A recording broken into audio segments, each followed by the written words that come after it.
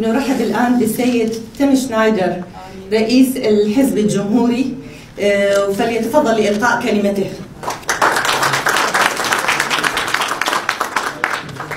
Good morning, everyone. I'm delighted to be here with you today. Most Americans, like myself, have been involved in understanding what's been going on in the Middle East for about 2 decades now, since the fall of Saddam Hussein. However, over the last couple of years, I've had my own personal tutor, Mr. AL-MASHHADAni. I met AM when we met at the inauguration of President Trump, and I'm delighted to have gotten to know him and to consider him a great friend today.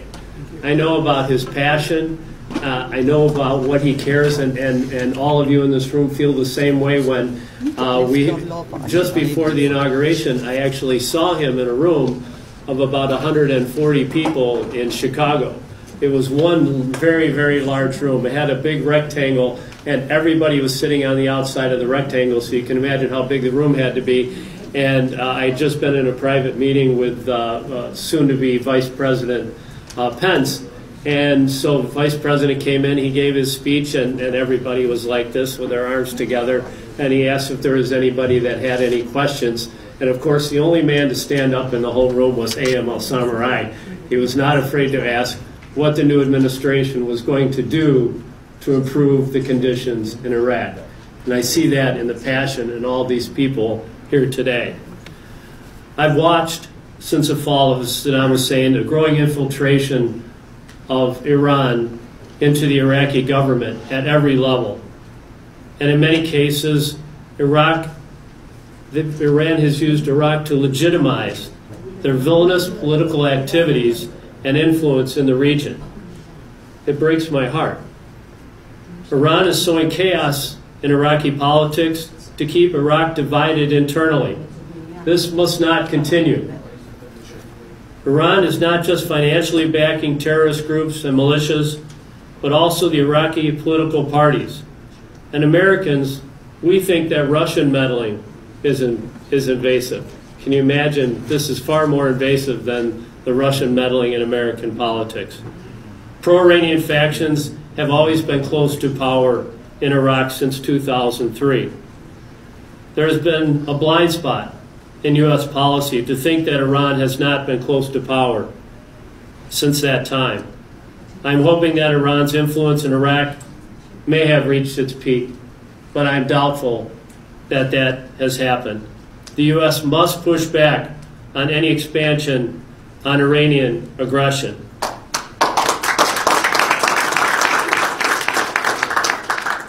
Iran takes advantage and plunders Iraqi resources in ways that continually undermine Iraq's growth, while Iran continues to thrive.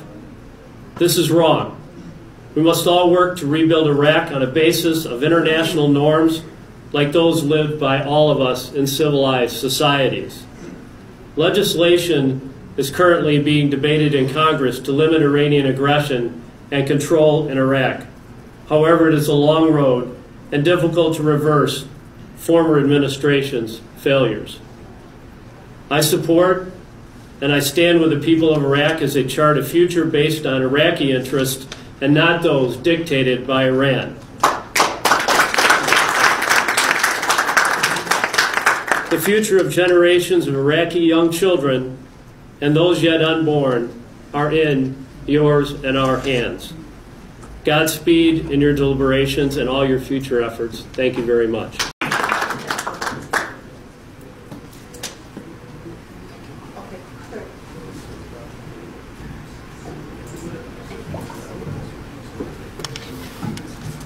Assalamu alaikum. By the way, you speak Arabic, so watch it, guys. It's a great privilege to be here and speak to Iraqi friends of my best Iraqi friend, AL-MASHHADAni. And I come not as a person who represents any particular political part of the U.S. system. I'm certainly not in any way representing the current U.S. government or previous U.S. governments. I've been out of government for some time. But I did have a history of involvement with Iraq when I was a U.S. Foreign Service officer, beginning with a all-too-brief assignment in Baghdad in 1965, 1966. Some of you are almost as old as me, so you may remember that that was the period of Prime Minister Abdurrahman al-Bazzaz. Right.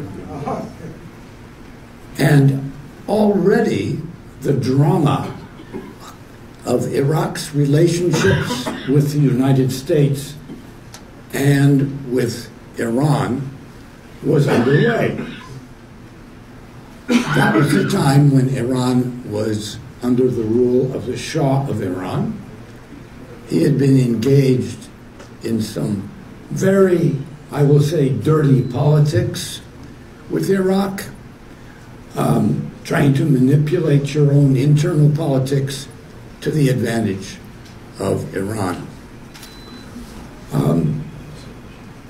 However, Prime Minister Bazzaz and his very capable Foreign Minister Adnan al-Pachachi managed to come up with some temporary détente between Tehran and Baghdad. And I can remember being at the Iranian embassy for their National Day when everybody was wondering, well, would Prime Minister Bazzaz come to the reception? And Adnan Pachachi, whom I had met along with the U.S. ambassador, even though I was very junior, of course. Adnan Pachachi was there, and he said, just be calm, be patient. And then eventually, Prime Minister Bazzaz came. And there was a brief period of détente between the two countries that was very much to the benefit of Iraq as it was trying to get its economy re-engaged. The United States did not have a close relationship with the Iraqi government at that time, although it was a very proper relationship and covered the full spectrum of military cooperation, economic activity, and so on. But the U.S. was definitely number two to the British, who were the primary Western influence. Iraq had nationalized the oil industry, so the British had managed to create an international embargo against Iraqi oil, and the United States was kind of going along with it, although we had doubts. Then, as you know, we went through a period of great estrangement between the United States and Iraq, and the issue had nothing to do with Iran. The issue that we went into estrangement over was the war between Israel and its Arab neighbors, the June 1967 war. And as a result, our relations between the United States and Iraq were completely broken. This was against U.S. interests and against Iraqi interests. I came away with that view after that brief time that the challenge for the United States was not to be the dominant partner with Iraq, but to at least have some useful mutual relationship, focusing on economics, focusing on Iraq's tremendous economic potential, oil, agriculture, etc., with the United States having a principally commercial relationship there that would benefit U.S. companies, and having a lot of high-level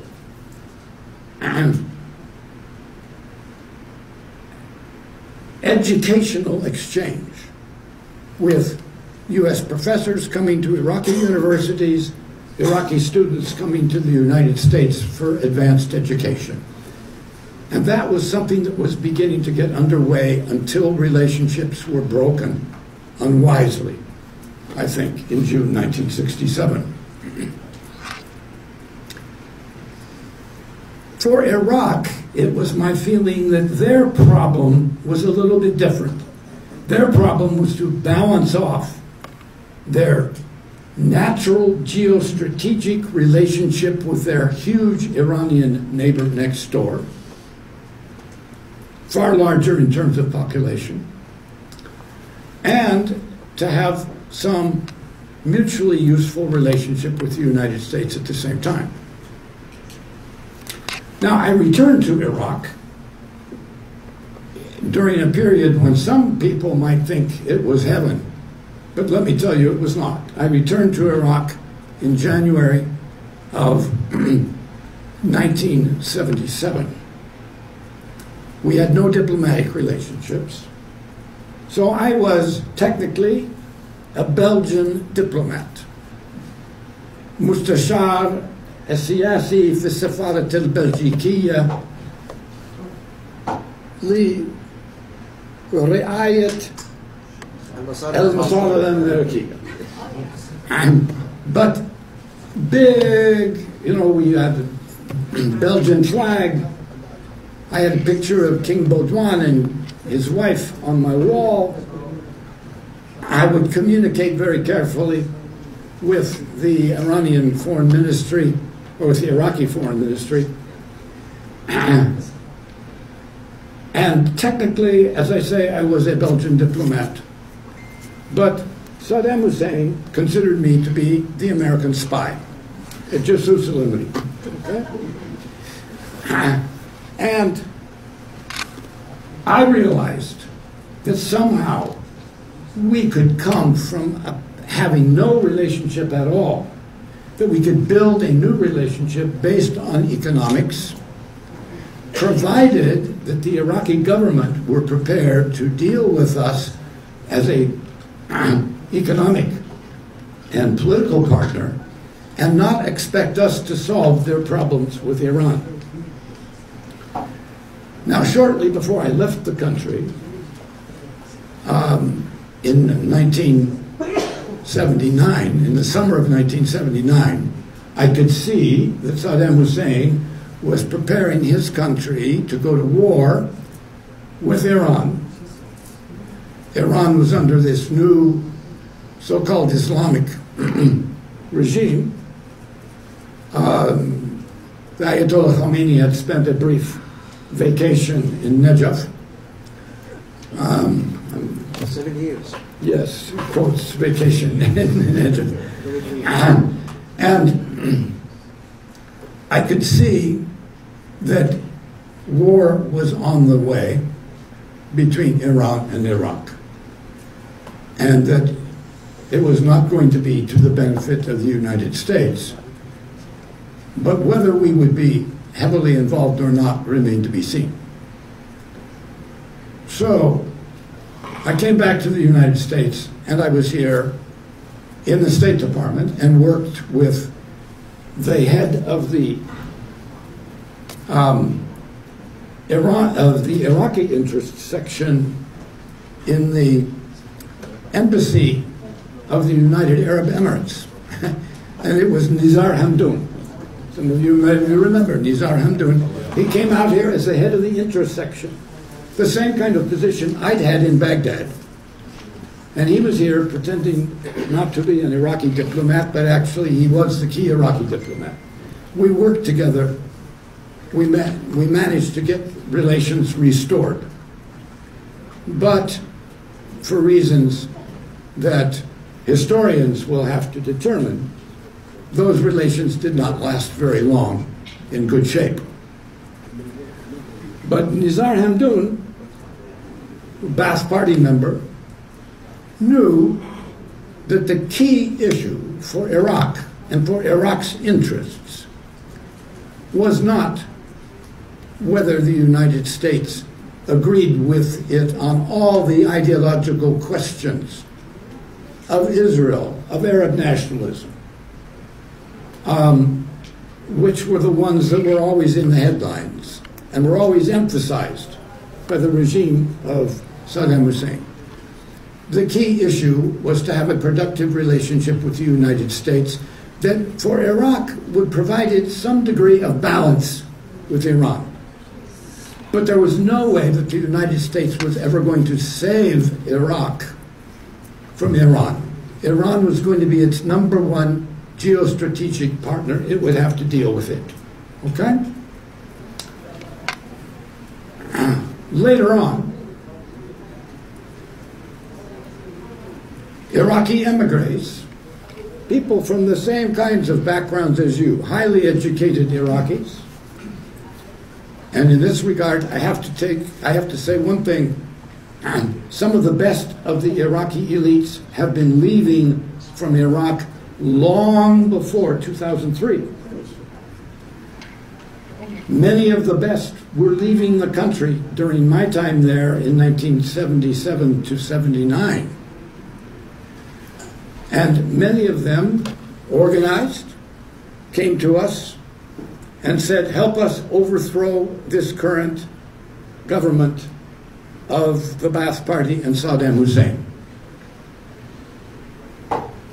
My view, and I stated it publicly as early as August 1991,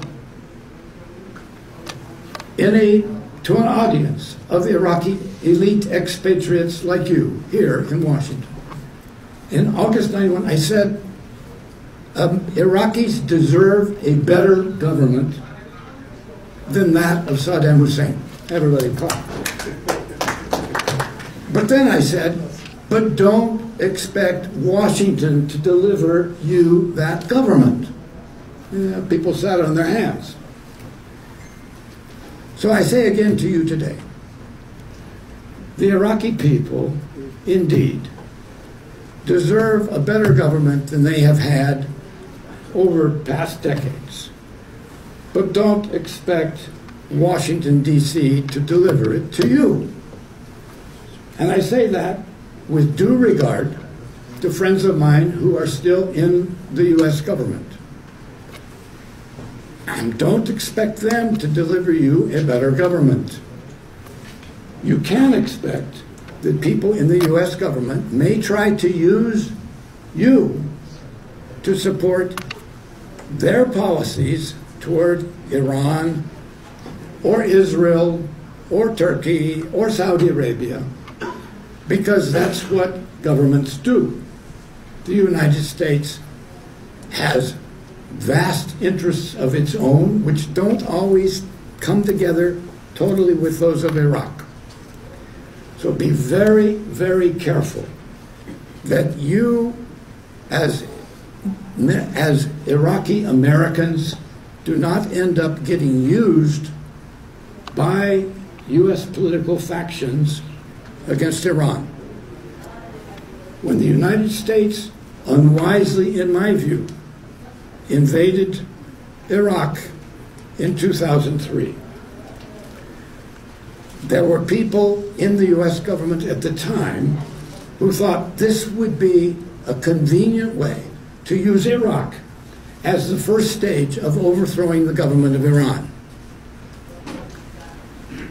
Today, once again, there are people in the U.S. government and U.S. political system who think, we can use Iraq as a launching pad to overthrow the government in Iran. Just be very, very careful that you Iraqis do not end up getting used by people in our political system for reasons that don't serve the long-term interests of Iraq, but might serve some narrow interests of other people. That's my message to you, is just be real careful. People in the U.S. government have their own agendas. When the U.S. president, and I respect him as the president of the United States, but I do not approve of a U.S. president going to Iraq, going to a military base and saying, we have a wonderful base here, it's our base, and not meeting with an official of the Iraqi government. To me, that shows that there's not a high level of respect for Iraq or Iraqis, or, if I may say so, for Iraqi Americans. So just be very, very careful. That's my request. I think that's the way you serve Iraqi interests in the long term. And that's the way you, as American citizens, serve U.S. interests. Thank you very much. Thank you. يتفضل الآن العقيد جون أورف لإلقاء كلمته. فليتفضل.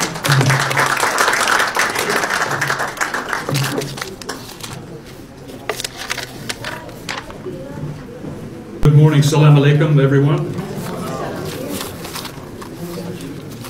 I'm here as a private American citizen. However, I have a different perspective on things, and really it's because I have an affection and respect for the Iraqi people.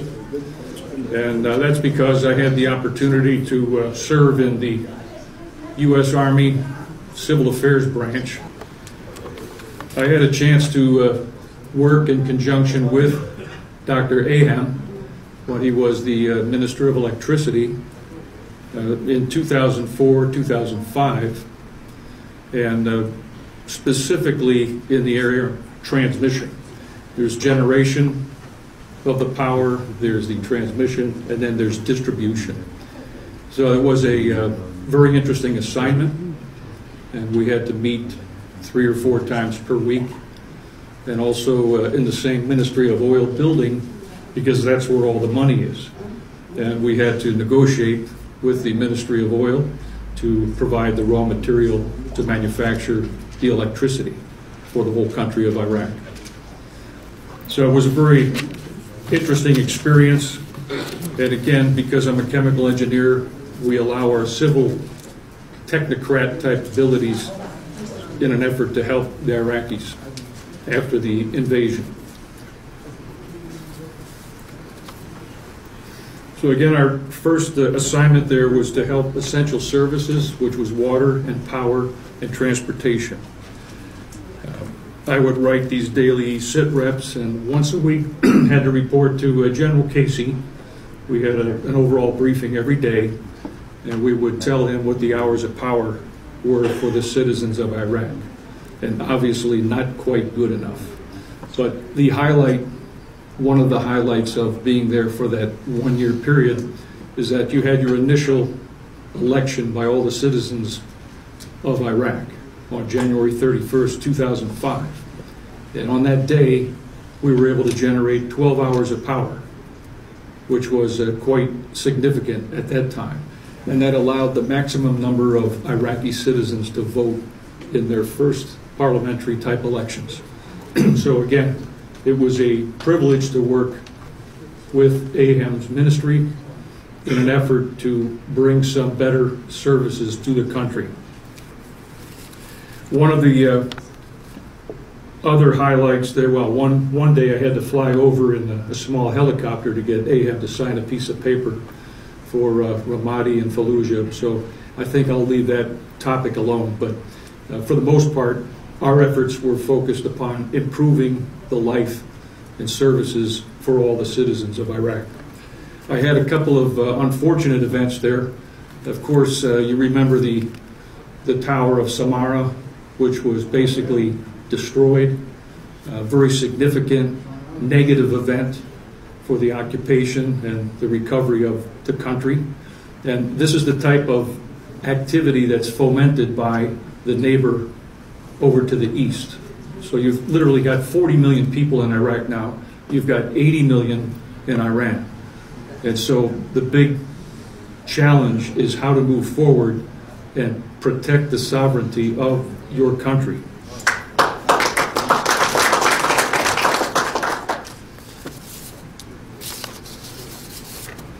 I'll put up a couple photographs later, but The most unfortunate thing that happened to me is I used to work with a Director General of Transmission every day and his staff. And AM knows this individual very well, but Hatham became a very good friend of mine. And we would have our daily 2 or 3 cups of tea, which is excellent. And this would allow us to have as many conversations as possible about all the projects that had to be completed throughout the country. Unfortunately, he was kidnapped and eliminated right outside his home on the way to work. And I used to receive phone calls from his family and his son trying to find out what happened to his father. This is one of the tragedies of that first experience that I had there working for the Department of Defense. The second tour I had was 2008, 2009. It was in conjunction with the Department of Justice, Department of State. So this is when there was a change from Operation Iraqi Freedom to Operation Enduring Freedom. So from the Department of Defense, they tried to see if the Department of State could do a better execution of the recovery program. I went over as part of the surge by the Pentagon and actually backfilled a Foreign Service Officer attorney position.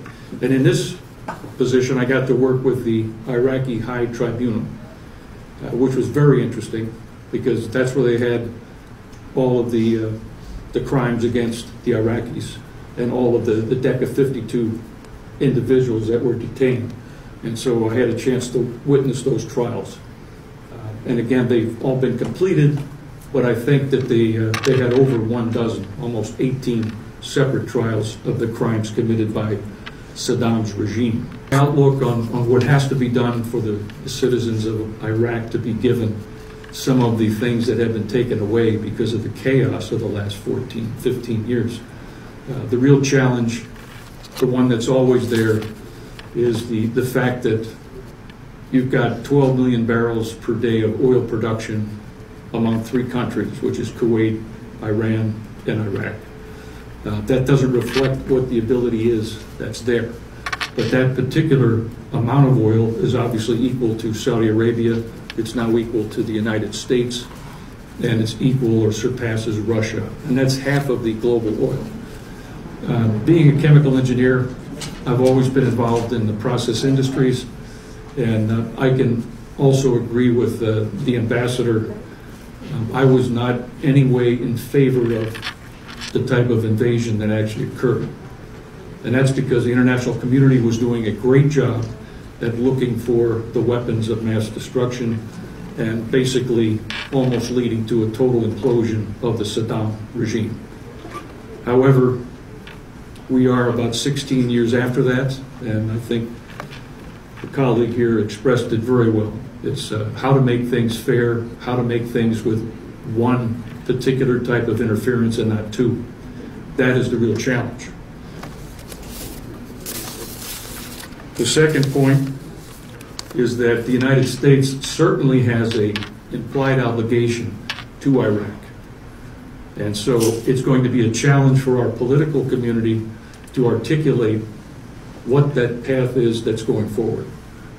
The current administration has canceled out the Iran, all the concessions that were given, so that's a good step. However, you know what has happened in your country going through periods of vacuum and then backfilling with other factions.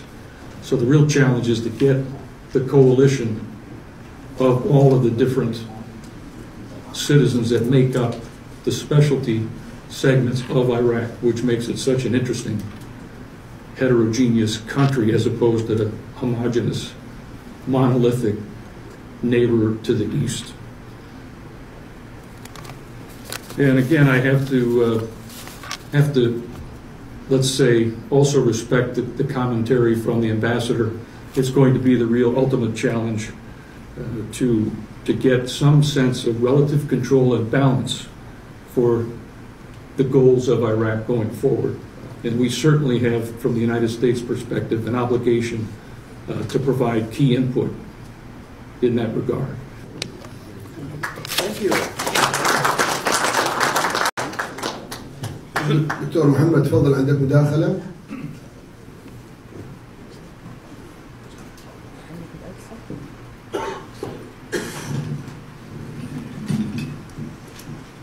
First, I would like to thank all the speakers for their opinions. My name is Mohammed Al-Awsi. I had a PhD from the University of Sheffield in UK in 1981.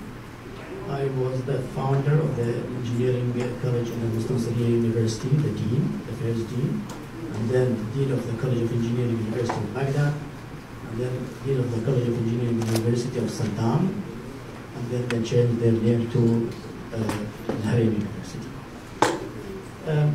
My point is, me and I think most of the Iraqi and Arab people, they know that nobody can withdraw Saddam Hussein regime without the use or the help of Americans. I think everybody knows this, and even Saddam Hussein, during his trial, he told the judge, not you, not your father, can withdraw Saddam Hussein without the Americans. That everybody knows. And I am now 100% sure that nobody can save Iraq without America. But saving Iraq or changing anything in Iraq, I am sure cannot be done without changing the regime in Iran. We have, in Arabic they call it, we have to cut the head of the snake, the poison snake. I think the poison snake is Iran. Nothing can be done in Iraq if the Iran regime stays as it is. Thank you very much.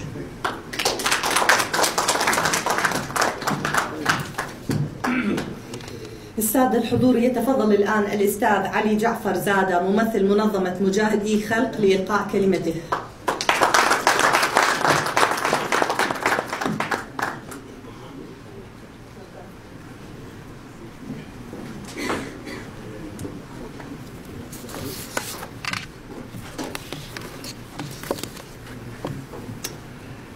Thank you very much, everybody, and I want to thank particularly Dr. Ayham As-Samarrai, who I've known for many, many years, a great patriot who has stood for very important principles, not just for Iraq, but for everywhere else. And I want to really thank him for giving me the opportunity to speak with you.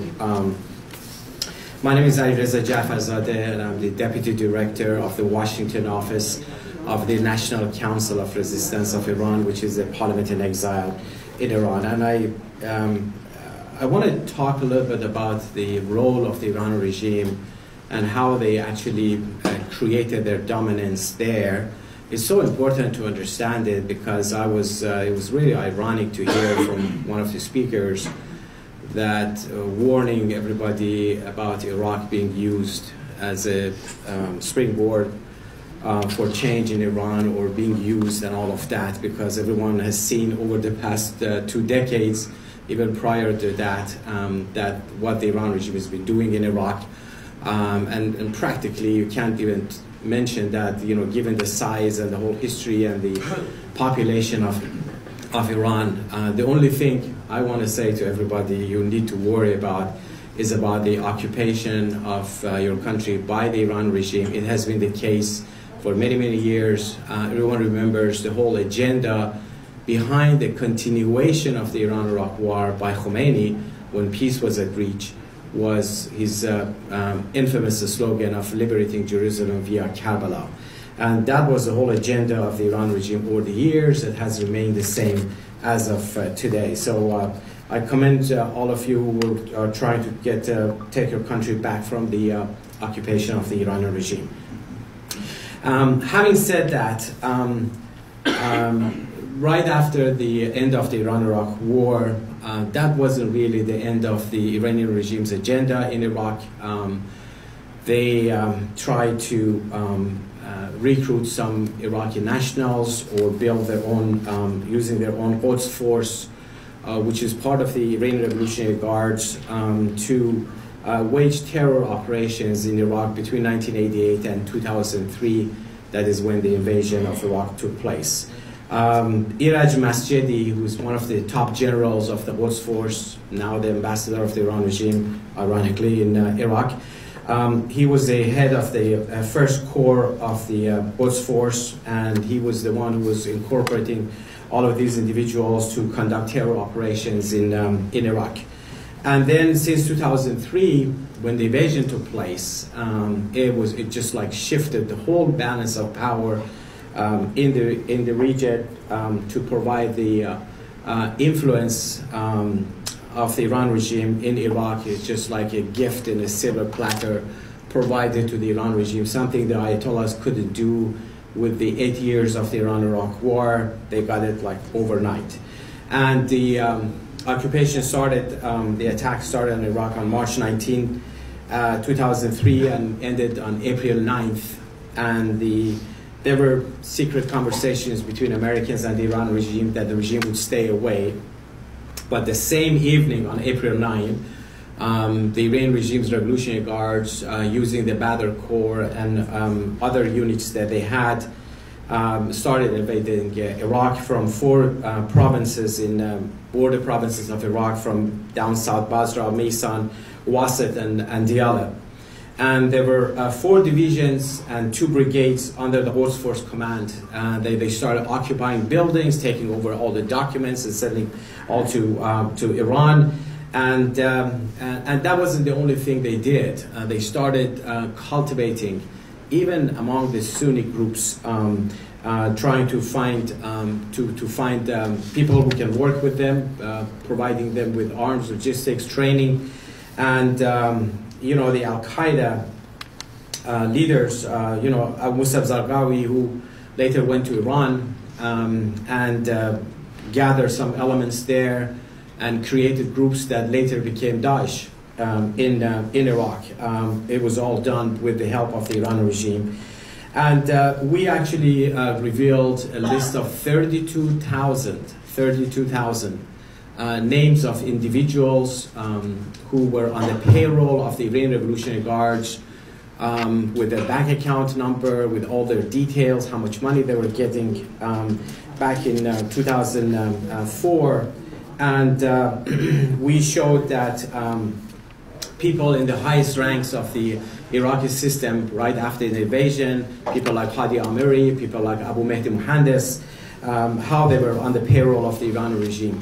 I was the first, actually, myself, to have a press conference in Washington at the National Press Club, discussing, revealing information about Abu Mehdi Muhandis, how he was on the payroll of Iran and what agenda he had, how he had created a whole host of different groups under different names.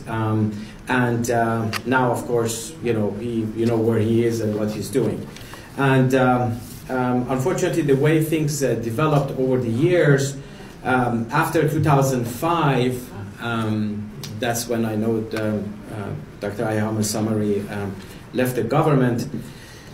It was the Jafari government and Dawa party who, that he became prime minister. It just eventually led to the ascent of Maliki, who acted in full compliance with the Iran regime, was acting on behalf of the Iran regime, providing the agenda of the Iran regime, and the policy that the Iran regime was using was to eliminate all of their opponents, whether they were Sunnis or Shiites who were not supportive of the Ayatollahs.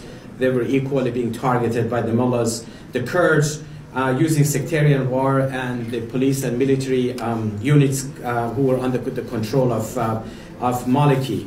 Let me just read one example of one of the commanders of Revolutionary Guards about how Tehran was operating.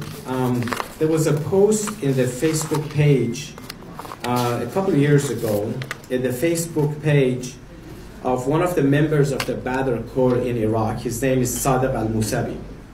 Some of you may know him. And this is what he says about the Iran regime's operations there. He said, and I quote, "In the years following the US occupation of Iraq, each Iranian IED targeting American tanks and armored vehicles was activated by Haj Hamid." Haj Hamid is actually, the full name is Haj Hamid Taqavi Fard. He was one of the commanders of the Revolutionary Guards. he said all Iraqi groups receive advice, assistance, and quality weapons from him. He never left Iraq during the occupation other than for a few weeks or for other attacks he sought to carry out in Palestine, Lebanon, or Yemen. The Americans had never seen his face. When he was arrested once by their forces, they thought he was an Iraqi civilian. They took his image and released him a few days later, thanks to the intervention of an Iraqi dignitary, maybe one of the agents of Tehran. A few years after his release, the Americans realized who they had arrested and the fact that he was a member of the Iraqi resistance active against their forces. At a time when various senior Iranian officials were involved in negotiations with the Americans in Iraq, the IRGC was actually inflicting the harshest attacks against the Americans. During the short period of his retirement, he continued his cooperation with special security apparatus in Iraq. So, just giving an example, the way that the Iran regime was operating in Iraq while they were actually supposedly negotiating with the Americans for the security of Iraq. Tehran's agenda has never changed over the years.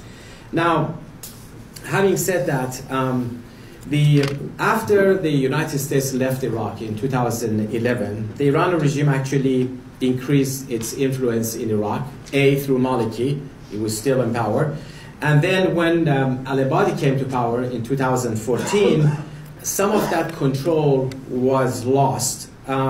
So what the regime tried to do, tried to weaken the al-Abadi government, but at the same time increase the influence of the Shia militia groups and increase the IRGC activities through the so-called security forces.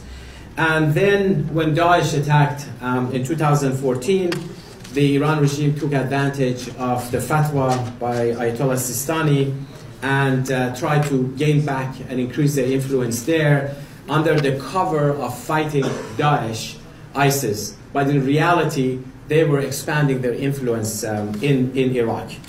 This whole, popular mobilization unit, or Hashd-e-Shabi, really was a creation of the Iranian Revolutionary Guards. Qasem Soleimani and Ali Shamkhani, who is now the top advisor on military affairs for the Supreme Leader, is also the Secretary of the Supreme National Security Council in Iran.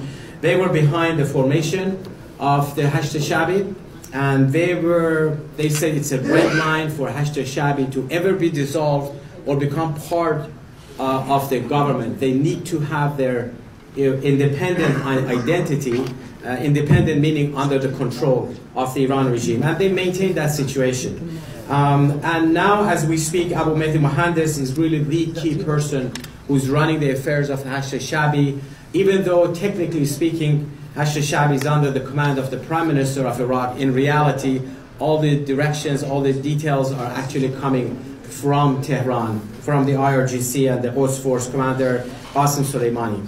And it's not a coincidence that the new ambassador of Iran, the Iran regime in Iraq, Iraj Masjidi, since last year became the ambassador, was a top commander of the Quds Force, whose job, all he had done since about early 1990s was Iraq, working with the militia groups, and suddenly he puts on a suit and a shirt, and he becomes the ambassador of the Iran regime. His own predecessor, before that, he was Hassan Danaifar, another commander of the Quds Force, who was supposedly the ambassador of the Iran regime in Iraq. And before that, who was that? Hassan Kazemi Qomi, another IRGC commander of the Quds Force. So it's not an accident that you only get Quds Force commanders to become ambassador, because that's the only thing the regime does in Iraq. They want to run the Shia militias, they want to run the country, they want to incite violence. They are the ones who are, creating sectarian violence and all of the bad things that are happening.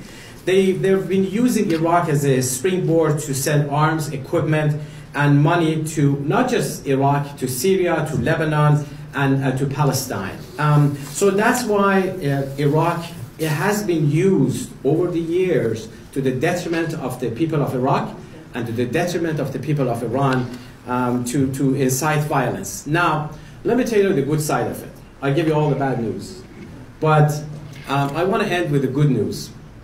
The good news is that the Iranian regime's dominance can actually be ended in Iraq for several reasons. Yes, for sure. For several reasons.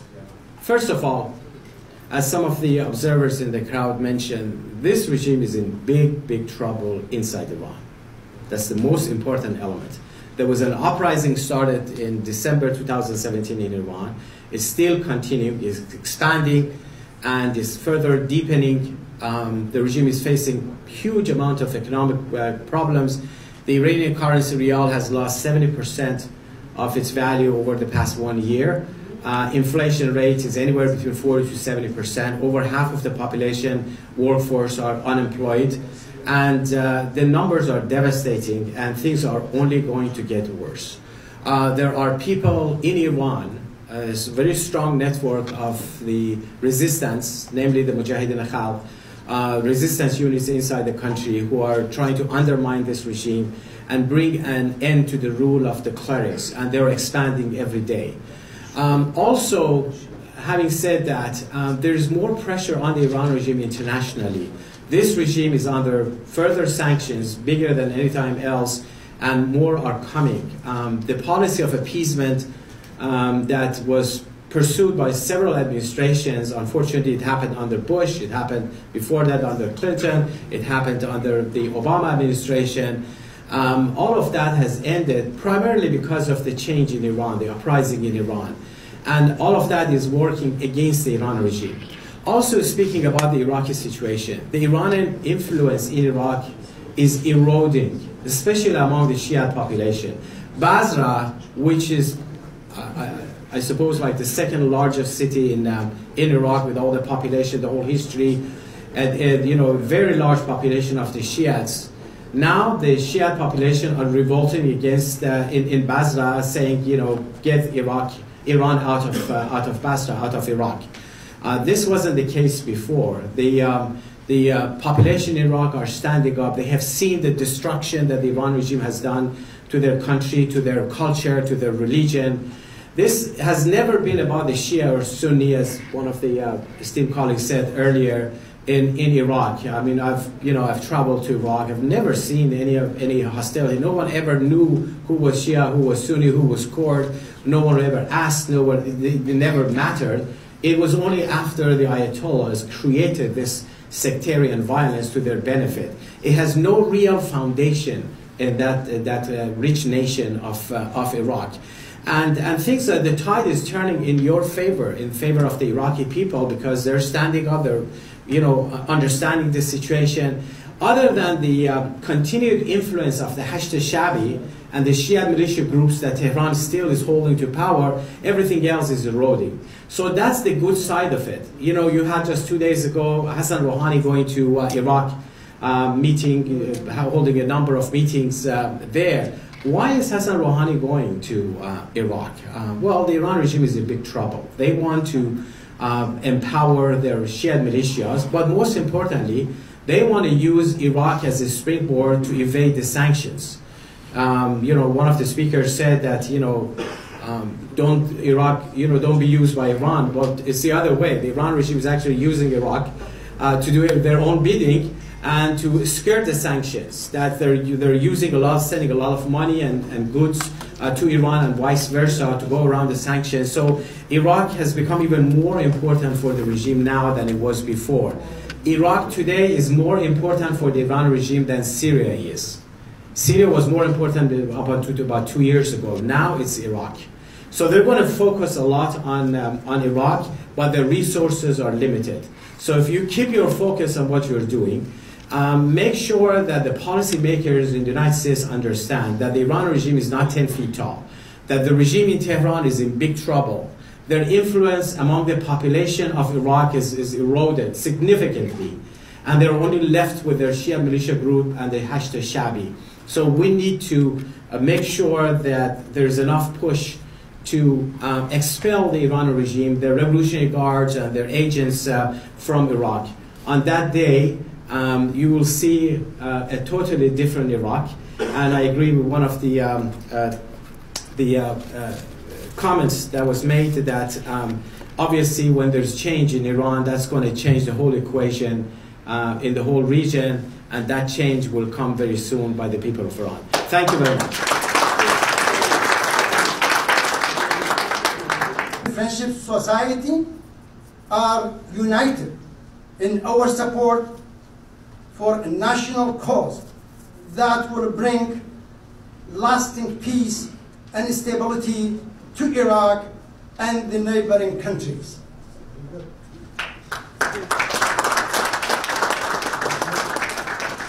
Our association is committed to eliminate the Iranian occupation and its domination over Iraq and the region.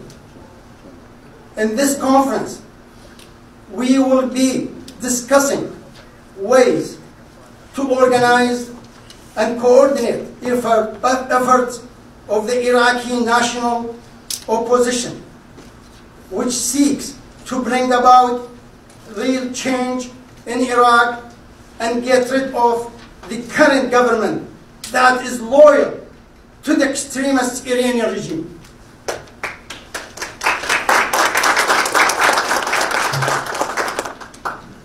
The Iraqi American National Friendship Society and other groups believe that we must restore Iraq's independence and sovereignty, establish law and order, and reform institutions. The only way to do this is to end the extremism and terrorism from the Iranian domination of the Iraqi government. In its place, we must restore rule of law, equality, and basic public infrastructural services to Iraqi people. The conditions in Iraq today are a precursor to the situation we see in Venezuela. In an effort to mitigate the situation happening in Venezuela from repeating itself in Iraq, our association would like to bring peaceful change and a tradition to a secular government free of occupation and terrorism that the Iranian influences have brought to our country. I thank all very much, and I wish a very fruitful and successful conference. Thank you very much for being here.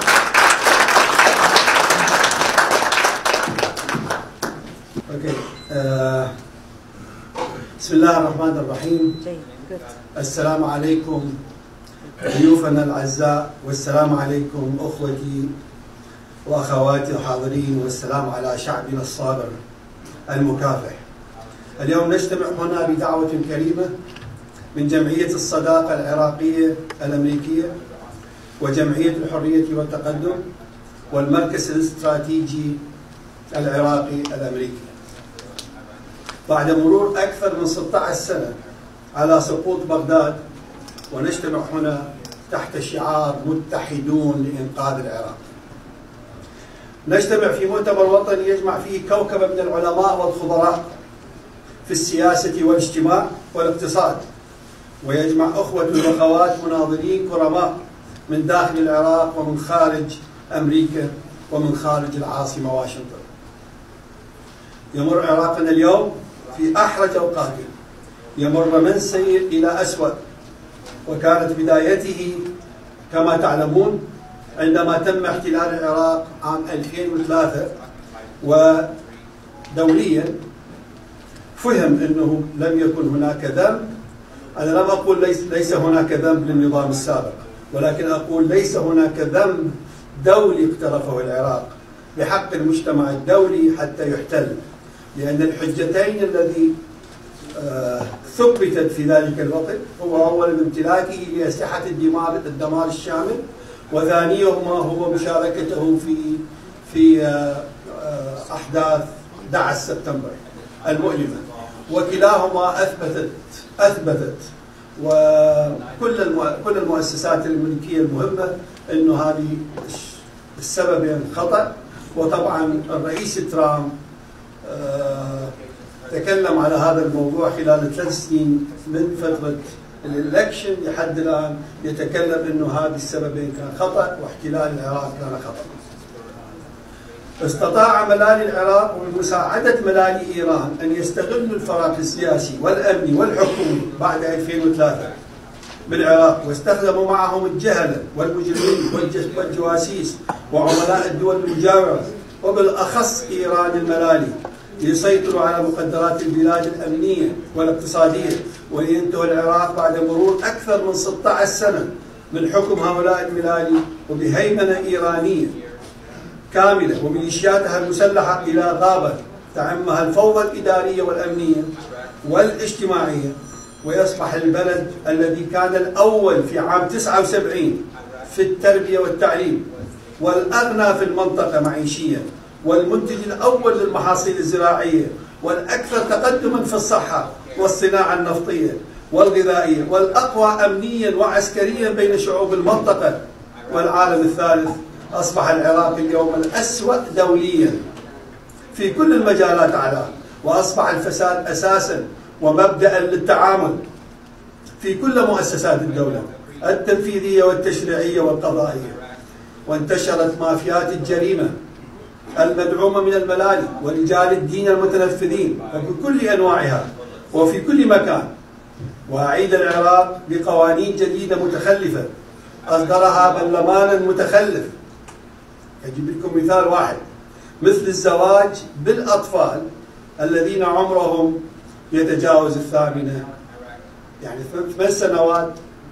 القانون العراقي بالوقت الحاضر يسمح بالزواج بالبنت وعمرها 8 سنوات وهي طفلة في كل الحسابات الدولية والعالمية والأخلاقية. رجعونا إلى القرون الوسطى المظلمة هؤلاء المعمرين.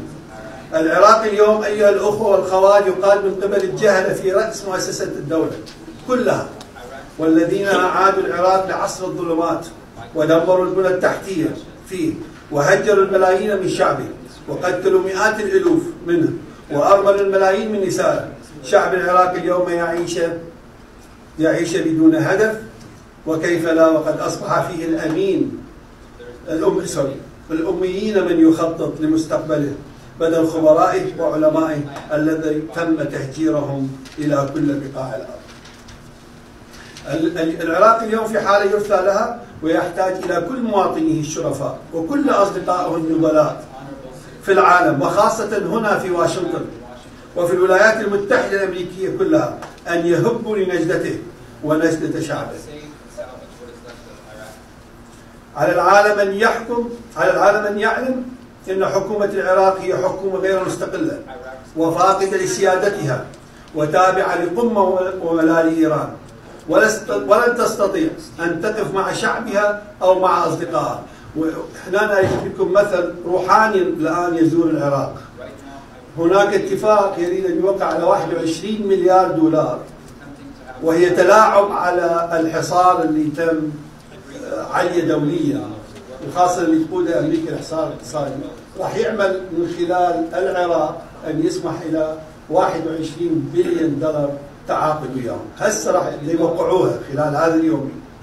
وطبعا هذه الحكومة مالتنا العراقية راح توقع، ورفعت التأشيرة بالمناسبة، رفعت التأشيرة، كنا ناخذ تأشيرة 30 دولار من كل إيراني يدخل العراق لزيارة العتبات المقدسة، رفعت هذه التأشيرة اليوم، زين رفعها عادل عبد المهدي، وهذه كانت دخل مهم جدا للعراق.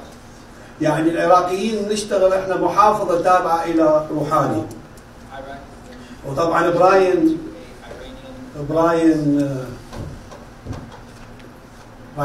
هوك, he said it yesterday, by the way. He said they consider Iraq as a province. Rouhani consider Iraq as a province for Iran. So anyway,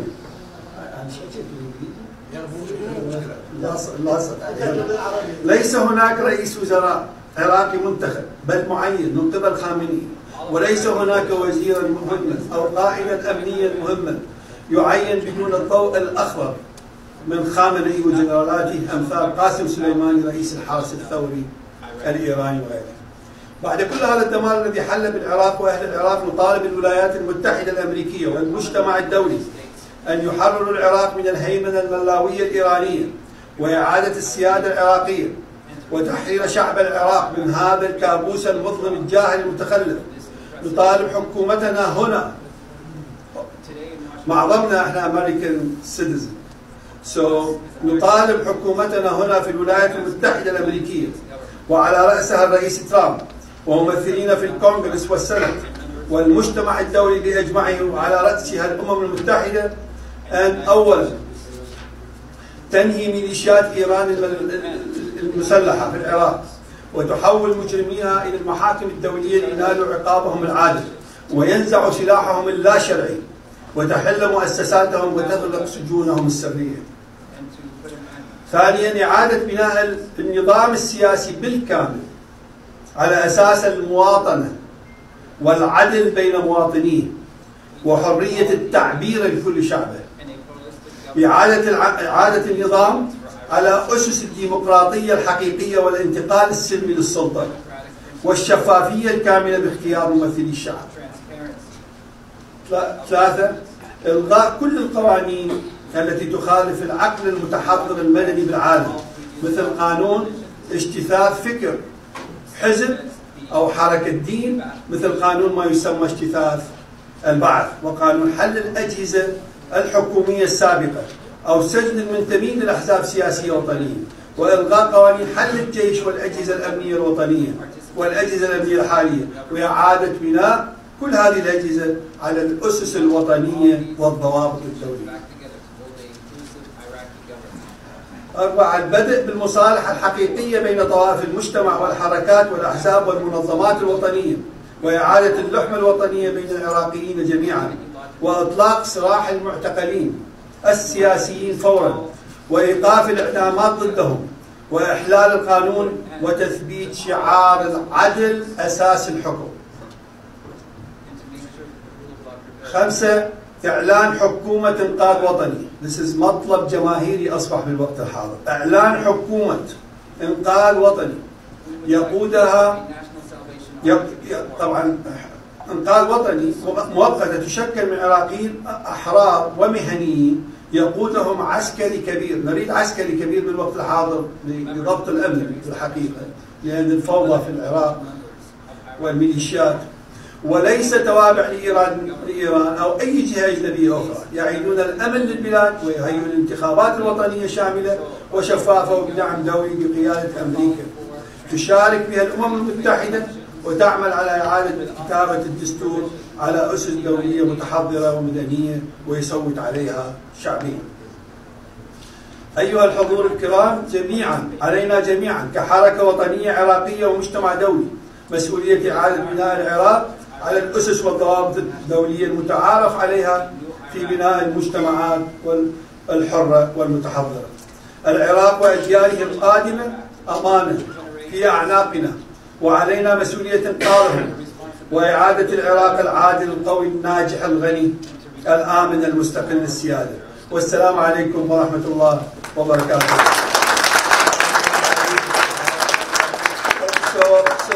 نقدر نقول بصوت عالي: إيران برا برا، بغداد تبقى حرة. إيران برا برا، بغداد تبقى حرة. إيران برا برا، بغداد تبقى حرة. إيران برا برا. كيفكم انتم قاعدين تستمرون؟ كيفكم؟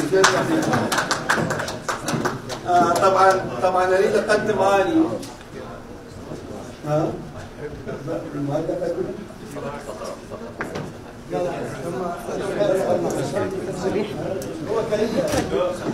أنا أريد I like to introduce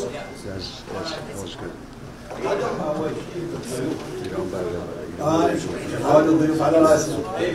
قلنا الضيوف ما حكيتها شوية حشة بسرعة. بس ارحب بالضيوف الامريكان لبنان distinguished guests. المهم اقدم رئيس المؤتمر, the head of the conference, to say his remarks, and of course he is Dr. Hussam Rawi, and he worked very hard. He's getting older from the conference, so let's get started.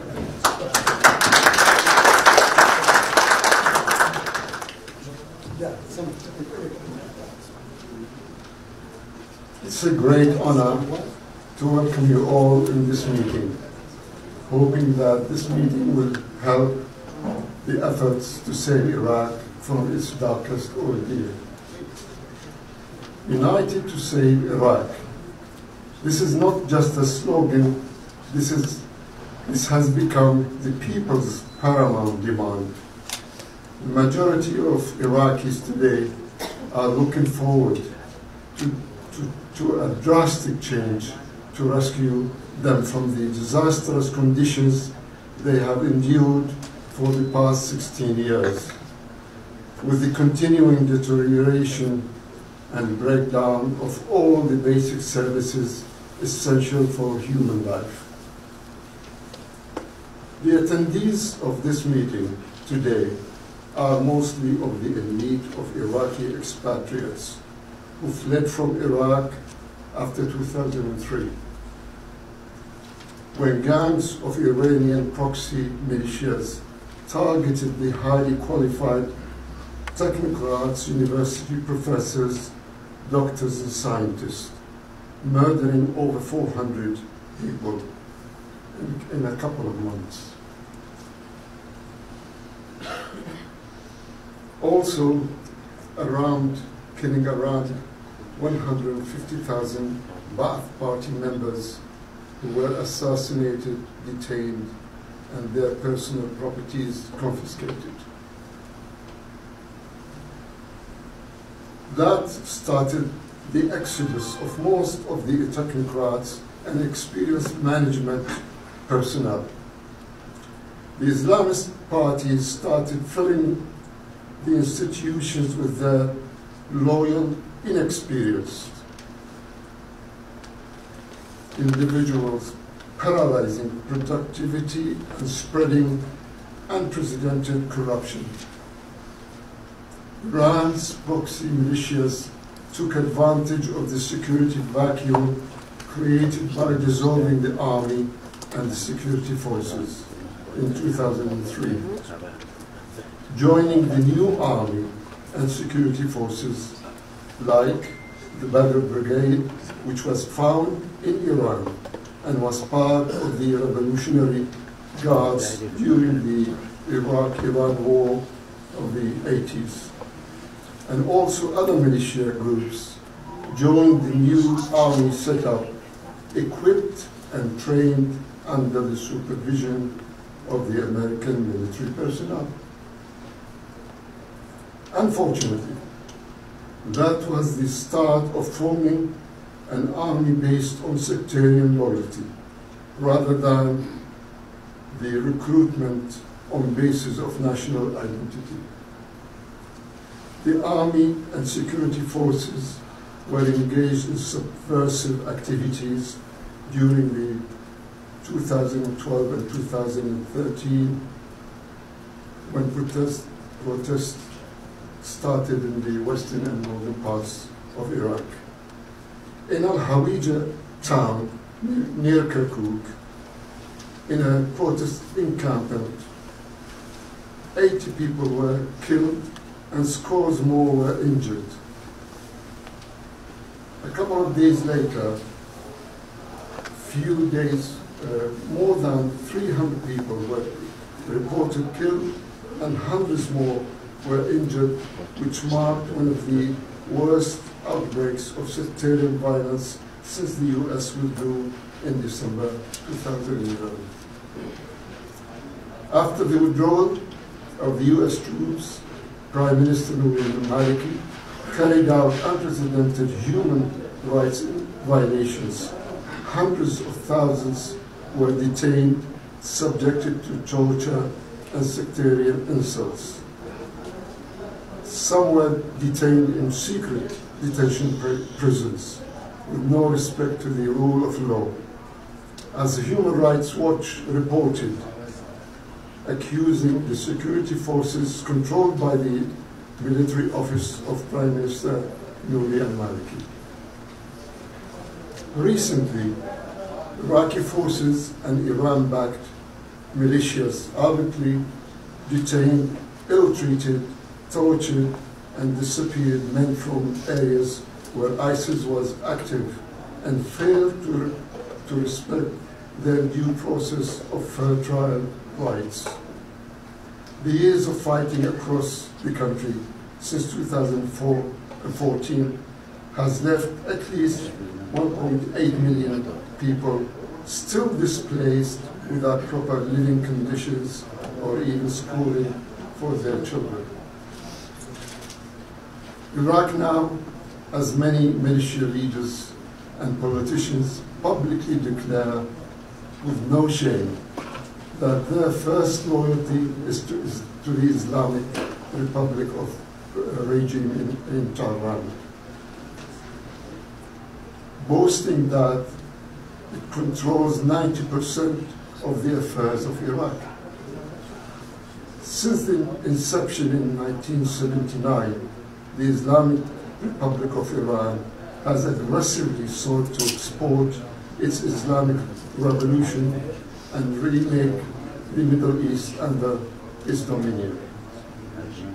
Iran's primary method to empower itself has been to anchor loyal proxies in regions, which it has done most successfully with Hezbollah in Lebanon, Iraq, Syria, and Yemen, where its proxies have not been able to take root.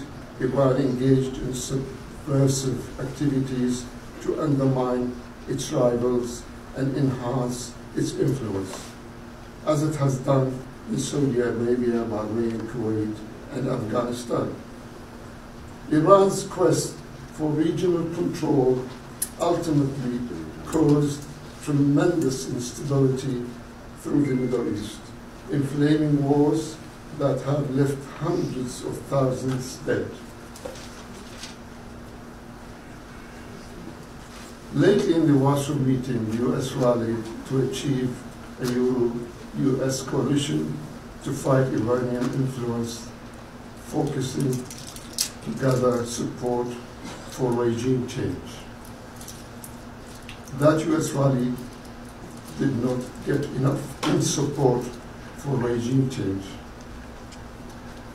Lately, some announcements have been declared that the intentions for pressuring Iran to change its behavior in the Middle East and not honor regime change. Since Iraq has lost its sovereignty and has become a part of Iran's dominion, then do we expect the required change in Iraq to be part of the same settlement deal with Iran? I'm just trying to comment some statements said by President Trump. Iraq is the harbor of terrorism, is the training ground for terrorists. It is all broken up, no control. Nobody knows what's going on. Iraq is a disaster.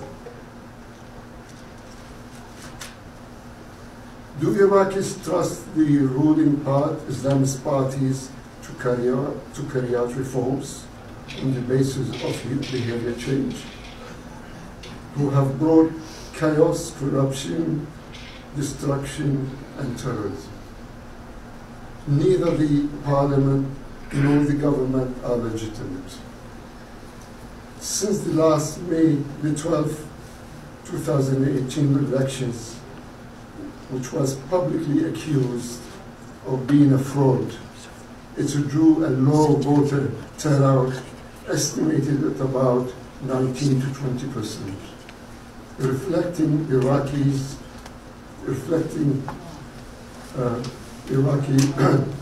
Iraqis' disgust and mistrust with the political leaders and the election committee of being biased, failing to control the elections, accused with irregularities, violations, and fraud. Now nearly 10 months have passed since the end of the elections, and no legitimate representative government has been realized. The elections should have been rejected and not recognized by the UN and foreign governments.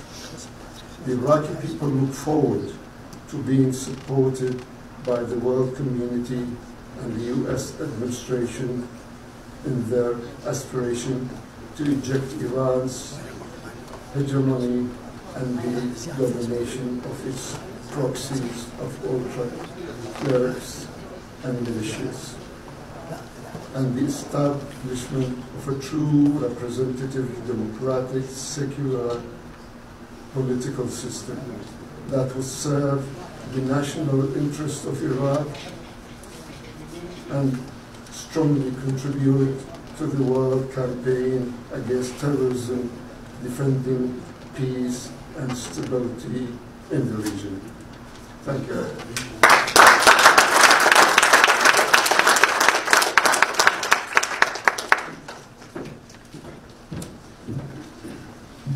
طبعا طلب من السادة الحضور الالتزام بمقاعدهم، الرجاء يعني الالتزام بالمقاعد.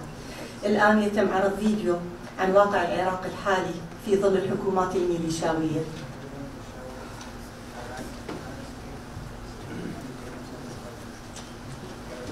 هذه حكومة منتخبة مو ميليشياوية.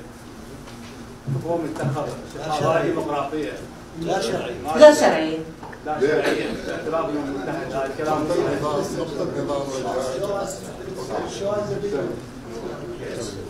هذا الواقع.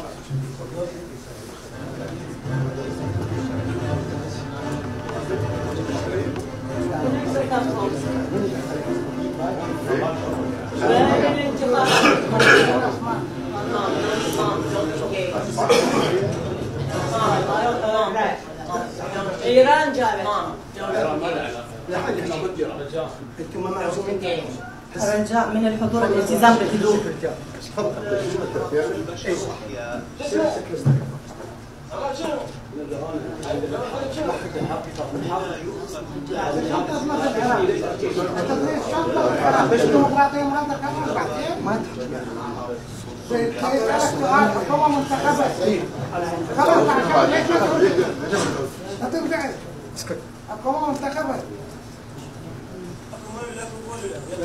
لا حد يجاوب، لا حد يجاوب. شوفوا جرائم المنتخبين المزورين اكتبوا عليه.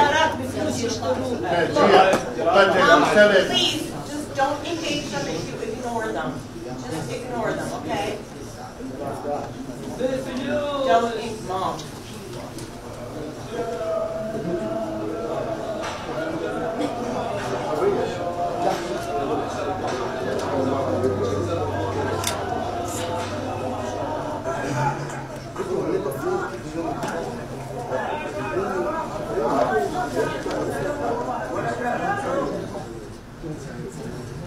Switch off the lights, please. Thank you.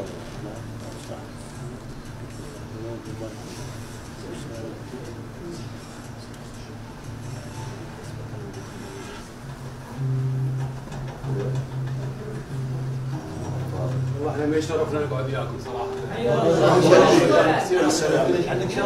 كثر بالمصطلح.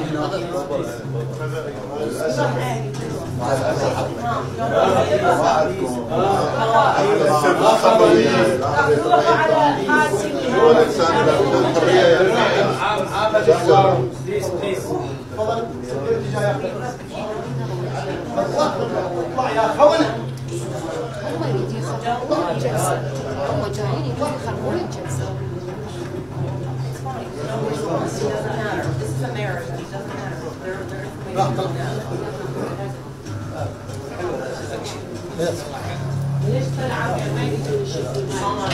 Okay, please. Quiet, please. Let's watch the film. Thank you very much. اسكت استمر.